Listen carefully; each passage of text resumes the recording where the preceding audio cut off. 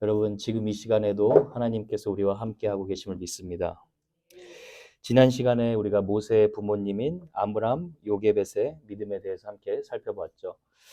여러분, 생각해 보시면 모세와 부모님과 함께 보낸 시간을 계산해 보면 뱃속에 있는 시간 9개월하고 낳았을 때 3개월, 고작 1년 정도밖에 되지가 않습니다. 그런데 여러분이 아시다시피 아므람과 요게벳, 하나님께서 은혜를 주셔서 그런지 이 부모님이 모세의 이 자녀를 두고 목숨을 걸고 전심으로 다하여 기도하였죠. 그 기도한 결과가 어땠습니까? 저는 23절의 기도의 결과가 24절, 25절로 쭉 이어진다고 봅니다. 한번 들어보십시오. 믿음으로 모세는 장성하여 바로의 공주의 아들이라 칭함받기를 거절하고 도리어 하나님의 백성과 함께 고난받기를 잠시 죄악의 낙을 누리는 것보다 더 좋아했다. 여러분, 하나님이 저와 여러분이 누군가를 위해서 정말 진심으로, 전심으로, 절실하게, 정직하게 기도하며 나아가면요, 하나님께서 여러분의 기도, 그리고 여러분의 기도를 받는 그 사람들을 절대로 호락호락하게 그냥 내버려 두시지 않습니다. 특별하게 개입하시고 특별한 보호하심으로 하나님이 반드시 지켜주십니다. 여러분이 자녀들을 위해서 지금 전심으로 절실하게 기도하고 계신다. 자녀들 절대로 무너지지 않습니다. 하나님께서 특별한 은혜로 보호하시고 세워가심을 저는 확신합니다. 오늘은 여러분이 그렇게 기도의 능력을 믿고 나아갈 수 있는 복된 시간 되시기를 축복합니다. 24절 먼저 우리가 모세에 대해서 한 세 가지로만 믿음의 특징을 살펴보도록 할 텐데요. 24절 다시 한번 같이 읽어보겠습니다. 시작. 믿음으로 모세는 장성하여 바로의 공주의 아들이라 칭함받기를 거절했다. 자, 여러분, 믿음이 무엇입니까? 믿음은 세상의 즐거움에 대해서 거절할 수 있는 힘입니다. 믿음은 무엇입니까? 죄의 유혹에 대해서 거절할 수 있는 용기입니다. 모세는요, 여러분, 애굽에서 왕자로 자라난 사람이었어요. 역사의 자료에 의하면 바로의 공주가 아들이라고는 모세밖에 없었기 때문에 모세를 양아들로 삼아서 먼 훗날에 모세가 애굽의 왕위를 이어받을 세자, 곧 애굽의 왕으로 세우려고 준비했다고 말하고 있습니다. 그런데 당시에 모세는 그 대제국의 권력과 명성과 모든 부귀 영화를 누릴 수 있는 것을 단호하게 거절했다는 거예요. 왜 그랬을까요?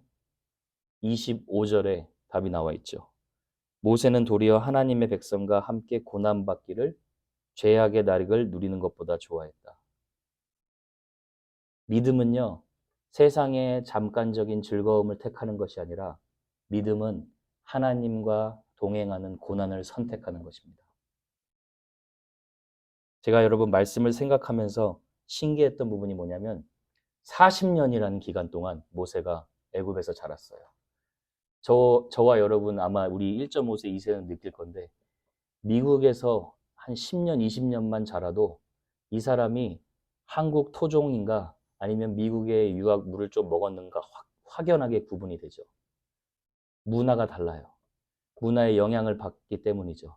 근데 모세는 애굽의 문화, 애굽의 교육, 애굽의 종교 40년간 그런 환경에서 자라났는데 한 가지 신기한 것은 모세는 절대로 자기가 하나님 자녀로서의 정체성을 잊지 않았다는 거예요. 왜 그랬냐? 오늘 본문의 그 답은 믿음이라는 거예요. 하나님을 믿는 믿음의 사람의 영향력은 환경의 영향을 받는 것이 아니라 환경 속에서도 자기 자신의 정체성을 지킬 수 있다는 것입니다. 그래서 여러분, 저는 저와 여러분이 환경의 영향, 오히려 여러분이 환경의 영향을 받는 자가 아니라 믿음으로 영향을 주는 자임을 믿으실 수 있기를 축복합니다. 요한일서 5장 4절에 보면 이렇게 나와 있어요. 무릇 하나님으로부터 난 자마다 세상을 이기느니라. 세상을 이기는 승리는 이것이니 우리의 믿음이니라. 믿음의 사람은 환경을 뛰어넘는 힘을 가지고 있다는 거예요. 환경을 뛰어넘는 힘이란요, 여러분, 어려운 환경을 돌파한다는 것만 의미하는 것이 아니라 어려운 환경 속에서 하나님을 적대하는 환경 속에서도 하나님의 기준을 분명하게 따라 살 수 있는 믿음을 말하는 것입니다. 제가 요새 보는 책 중에 최고의 변화는 어디서 시작되는가라는 책이 있습니다. 거기서 저자가 강조하는 것이 뭐냐면 사람들을 변화시키는 가장 큰 영향력에 대해서 강조를 합니다. 그 영향력에 대해서 말할 때 저자가 사람의 열정도 아니고 의지도 아니고 노력도 아니라는 거예요. 왜냐하면 사람의 열정이나 의지나 노력은 이런 환경, environment에 제한을 받는다는 거예요. 그러니까 아무리 열정이 많고 뛰어나도 환경이 어디에서 사느냐에 따라서 사람이 가장 변화된다는 것입니다. 가장 큰 예로 의지가 아무리 약하다고 말하는 흡연자들도 비행기 흡연을 금하는 비행기에 타면 그 환경에 그대로 순응해서 살아갈 수 있다는 것을 보여주죠. 그러니까 인간이 환경에 의해서 변화될 수 있다는 게 사실인데 여기서 이제 히브리 기자가 강조하는 거 무엇이냐? 믿음의 사람은 환경에 지배받지 않는다는 거. 네. 군중 심리나 집단 심리에 의해서 움직이는 게 믿음의 사람이 아니라 믿음의 사람은 one versus 100 people이라도 하나님의 기준에 서서 살아갈 수 있다는 것입니다. 그 믿음을 저와 여러분이 지금 소유하고 있음을 확신하는 시간 되시기를 축복합니다. 그래서 리차드 코킨이라는 분이 그 믿음으로 살아가는 사람들의 삶이 어떠한가 몇 가지 표현했는데 이렇게 얘기하셨어요. 어떤 이는 다니는 회사에서 평판을 잃을 reputation을 말하는 거예요. 이를 각오로 동료에게 복음을 전하기를 선택한다. 어떤 이는 사회생활을 하면서 상사들의 비위를 맞추는 대신 봉사활동을 이끌거나 아이들이 잠들기 전에 함께 기도하기 위해 일찍 회사에서 귀가하기를 택한다. 그 결과 직장에서 무시를 당한다. 어떤 이는 복음의 일꾼이 되기 위해 인류의 직업도 포기하는 용기를 가진다. 여러 가지 우리 삶에 이 믿음이 나타날 수 있겠지만 저는 여러분이 환경을 초월할 수 있는 환경의 어려움을 담장을 뛰어넘을 수 있는 믿음을 하나님이 주시고 계심을 그리고 그 믿음대로 살 수 있다는 것을 믿으시는 은혜가 있기를 축복합니다. 두 번째로 믿음은 선택입니다. 무슨 선택입니까? 연결이 되죠. 영광보다 주님과의 고난을 위한 선택이죠. 26절 한번 같이 읽어보겠습니다. 26절 시작. 그리스도를 위하여 받는 수모를 애굽의 모든 보화보다 더 큰 재물로 여겼으니 이는 상 주심을 바라봄이라. 여기서 이제 좀 특이한 부분은 모세가 하나님의 백성과 함께 받는 고난을 그리스도를 위하여 받는 수모 이거와 동일시하고 있어요. 여기서 말하는 수모는 불명예나 치욕, 모욕 이런 것을 말합니다. 성경에서 예를 들어서 여러분 사도행전에 보면 사울이 예수님을 만나기 전에 교회를 핍박하죠. 예수님 믿는 사람들을 잡아서 감옥에 가두어 두죠. 그때 예수님이 사울에게 어떻게 얘기합니까? 다메섹 도상에서 만나서 사울아 사울아 너 왜 나의 교회를 핍박하느냐라고 하지 않고 왜 나를 핍박하느냐라고 얘기를 합니다.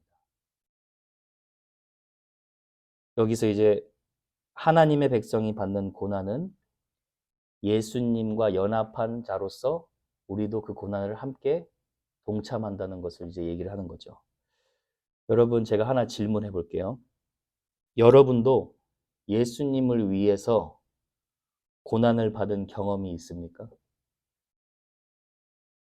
아니면 사람들에게 상처를 받은 고난입니까? 아니면 예수 그리스도를 위해서 고난을 받은 적이 있습니까? 모든 그리스도인이라고 해서 고난받는 건 아니에요.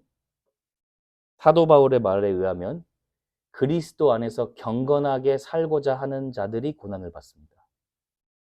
Whoever wants to live a godly life in Christ, they will be persecuted. 그러니까 진짜 경건한 삶을 살고자 하는 자들이 핍박을 받는다는 거예요.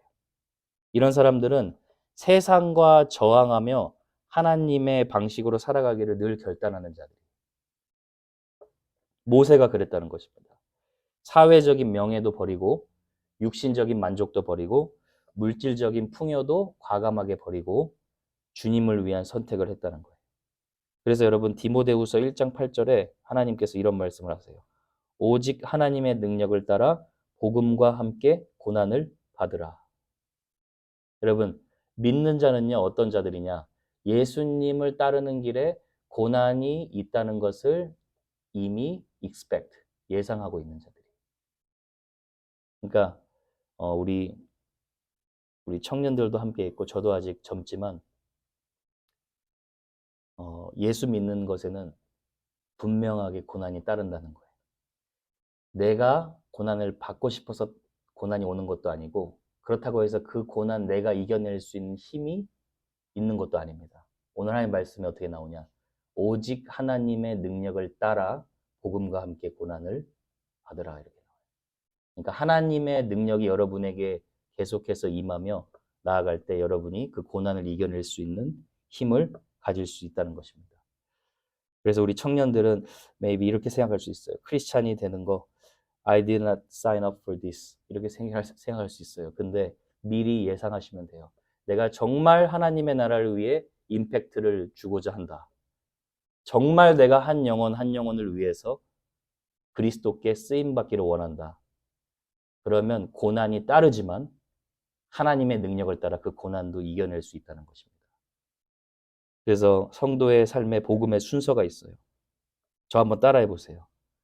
Joy, J, Jesus first. 예수님을 기쁘시게 하는 삶이 먼저예요. O, 따라해 보세요 또. O, others first. 나 자신의 만족과 유익이 아니라 남을 섬기고 돕는 것이 우선순위의 삶이고 마지막 Y, you, me예요, me. 그 다음에 이제 우리 삶을 위해서 살아가는 것입니다. 그게 믿음의 삶입니다. 저는 하나님께서 여러분이 그렇게 살아가면 크고 작은 어려움과 고난이 분명히 따릅니다. 그런데 하나님이 그 고난을 이겨낼 수 있는 능력을 주시고 믿음을 주실 줄 확신합니다. 마지막으로 세 번째는 믿음은 떠남과 기다림입니다. 27절 한번 또 같이 읽어볼게요. 시작. 믿음으로 애굽을 떠나 왕의 노함을 무서워하지 아니하고 곧 보이지 아니한 자를 보는 것 같이 하여 참았으며. 자, 여러분 모세가 애굽을 떠났다. 영적인 의미로는 사탄의 지배 아래에 있는 바로의 왕의 손에서 하나님의 손아귀, 하나님의 사랑받는 곳으로 떠났다는 의미예요. 근데 이제 여기서 떠났다는 것은 세상 명예 쾌락, 보화, 돈을 과감하게 포기하고 하나님을 따랐다는 말이죠. 모세가 하나님을 향해 애굽에서 떠난 이유가 있었죠. 그 사건을 다 기억하시죠? 출애굽기 2장에 모세가 장성하게 다 컸을 때 애굽인이 이스라엘 노예를 학대하는 장면을 봅니다.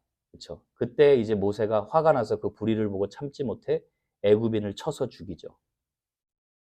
그리고 나서 이제 바로 왕이 열이 받아서 모세를 죽이려 하니까 미디안으로 도망가게 됩니다. 근데 우리는 보통 이것을 도망갔다고 다 알고 있는데 오늘 히브리 기자는 다르게 표현해요. 믿음으로 애굽을 떠났다는 거예요. 그리고 잘 보세요. 왕의 노함을 무서워하지 않았다는 것입니다. 그러니까 물론 당시에는 잠깐 무서워서 떠나갈 수 있었지만 모세는 미디안으로 간 이유가 하나님을 신뢰하여 떠나갔다는 말이에요.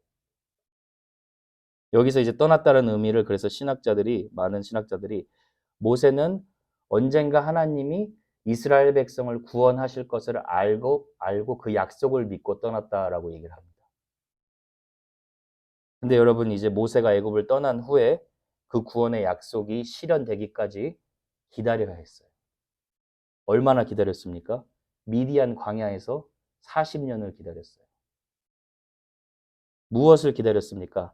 하나님이 이스라엘 백성을 구원하고 하나님의 때에 이스라엘 백성의 기도를 들어주실 것을 믿고 기다린 거예요. 그럼 이제 우리가 이렇게 질문해 봐야 돼요. 하나님은 왜 이런 광야 40년 시간에 때로 저와 여러분을 오랫동안 기다리게 하시는가? 기다리는 것은 참 어렵죠. 근데 기다리는 과정은 너무나 아름답습니다. 기다림의 과정 가운데 하나님 무슨 일을 하고 계실까요? 시편 66편에 아마 그것을 잘 표현하는데 제가 그냥 읽어드릴게 한번 들어보세요. 66편 10절인데 하나님이여 주께서 우리를 시험하시되 우리를 단련하시기를 은을 단련함 같이 하셨으며 기다림의 과정에는 저와 여러분 안에 있는 영적인 독소들을 다 빼는 과정을 하세요. 그래서 은으로 단련시켜 주시는 거예요. 11절에는 우리를 끌어 그물에 걸리게 하시며 어려운 짐을 우리의 허리에 메어 두셨으며 때로는 인생에서 그물에 걸리게도 하시고 또 어려운 짐도 매게 하십니다. 근데 여러분, 인생의 그물에 걸리면 그때 내 자존심과 내 고집이 꺾이기 시작합니다. 내가 알지도 못하는 내 자존심, 내 고집, 인생의 그물에 걸릴 때 꺾이기 시작해요. 어려운 짐을 들게 하신다. 평생 나의 유익과 나의 만족을 위해 살아오다가 처음으로 다른 사람의 인생의 짐을 매는 법을 하나님이 배우게 하십니다. 어려움이 오면 늘 회피하려는 미성숙한 신앙이 아니라 현실의 어려움이 오면 직면하고 견디고 하나님의 방법대로 해결해 주시는 것을 기다리는 것을 배웁니다. 그렇게 되고 또 12절에 보면 이렇게 나와요. 사람들이 우리 머리를 타고 가게 하셨나이다. 사람들에게 상처도 받고 사람들에게 배신을 당하고 억울함도 다 당한다는 거예요. 근데 이렇게 나와요. 불과 물을 통과하였으니 주께서 우리를 끌어내사 풍부한 곳에 들이셨나이다. 그러니까 하나님이 그 기다림의 과정 가운데 여러분을 하나님의 임재가 가득한 영육간의 풍부한 곳에 임하게 하시려고 하나님이 우리를 기다리게 하신다는 것입니다. 여러분, 우리는 지금이 아닌가요? 라고 질문할 수 있는데 하나님의 때가 분명히 있습니다. 그 하나님의 때에 언제냐? 저와 여러분이 하나님이 불러주신 소명을 확신하고 그리고 하나님이 이 땅에 여러분을 왜 불러주셨는지 그 사명에 집중하게 될 때입니다. 기다림의 과정 가운데 우리는 그 믿음이 회복이 됩니다. 그 전에는요, 우리의 생각과 우리의 마음이 사실 많이들 세상에 아직도 다른 것에 많이 빼앗겨져 있어요. 하나님은 그래서 기다리세요. 그래서 단련하세요. 은으로 금으로 단련하세요. 진짜 내 속의 마음의 가장 깊은 내면에서 내가 주님을 위해서 진짜 살겠습니다. 이런 고백이 나올 때까지 하나님은 저희들을 단련하십니다. 그리고 그 고백이 나오면 저와 여러분은 떨기나무에 계신 하나님의 임재를 만나고 여러분을 통해서 하나님은 영혼들을 주님께로 돌려보내시기를 시작하십니다. 여러분 믿습니까? 하나님이 그렇게 일하고 계심을 믿습니까? 여러분 오늘 기도하는 시간을 통하여서 믿음으로 나아가실 때 지금 여러분이 현재의 어려움, 그 어려움도 다 아시기 때문에 그 어려움을 이겨낼 수 있는 넉넉한 은혜, 그리고 믿음, 그리고 성숙한 은혜를 허락하실 줄 믿습니다. 우리 잠깐 이제 기도하며 나아갈 텐데요.